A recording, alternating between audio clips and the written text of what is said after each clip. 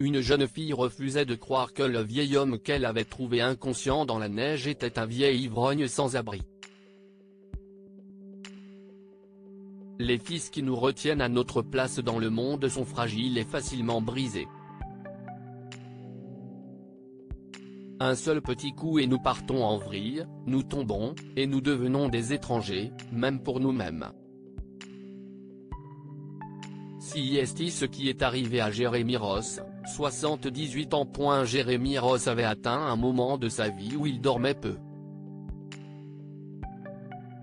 Ses problèmes de santé le tourmentaient de douleurs aiguës, et le seul plaisir qui lui restait était ses longues promenades. Un jour, il n'est pas revenu, et personne ne savait où il était. Cet après-midi-là, Jérémy avait rendez-vous à l'hôpital avec son rhumatologue, qui se trouve de l'autre côté de la ville, à l'autre bout de son appartement, et après, il a fait l'une de ses longues promenades. Il y avait un parc à proximité, et Jérémy a acheté un petit paquet de maïs pour nourrir les pigeons qui grattaient dans la neige, à la recherche de quelque chose à manger. Il s'est assis sur un banc du parc et a éparpillé les grains sur le sol. Il gloussa en entendant les pigeons s'affairer autour de ses pieds, leurs ailes virevoltant tandis qu'ils se disputaient le maïs. Puis la lumière est devenue si brillante, et les sons si forts, et Jérémy s'est senti tomber, et tout a disparu dans cette neige blanche immaculée. Alors que Jérémy gisait inconscient dans la neige, des graines pour oiseaux éparpillées autour de lui, les gens passaient à toute vitesse et détournaient rapidement le regard. Il préférait ne pas s'intéresser à un vieil homme allongé dans la neige. Plus tard, un groupe d'adolescents est passé par là et l'a vu, étalé sur le sol, sans défense. Ils se sont approchés et l'un d'eux l'a poussé d'un pied dédaigneux. Puis un garçon s'est accroupi près de Jérémy, mais pas pour vérifier si tout allait bien. Le garçon a passé ses mains rugueuses dans les poches de Jérémy et a rapidement sorti le portefeuille et le téléphone portable du vieillard. Il a regardé l'appareil avec dédain.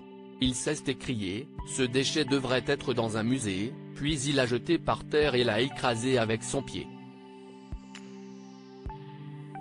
Soyez gentils et charitables envers ceux qui sont dans le besoin et la vie vous récompensera. Le troisième garçon était en train de tâter le long manteau de Jérémy. « Eh, ce manteau est plutôt cool pour un vieux schnock. Aidez-moi à le lui enlever. » Avec l'aide de ses copains, il a arraché le manteau de Jérémy et l'a fait rouler dans la neige.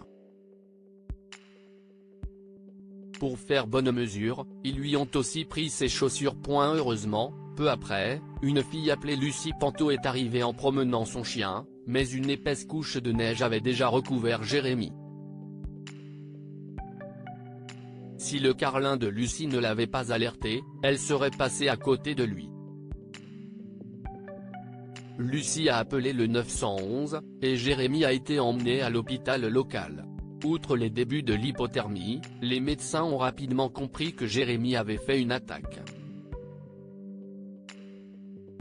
Personne ne savait qui il était, il n'avait aucune pièce d'identité sur lui, et aucun indice sur son identité, et Jérémy ne se souvenait même pas de son propre nom.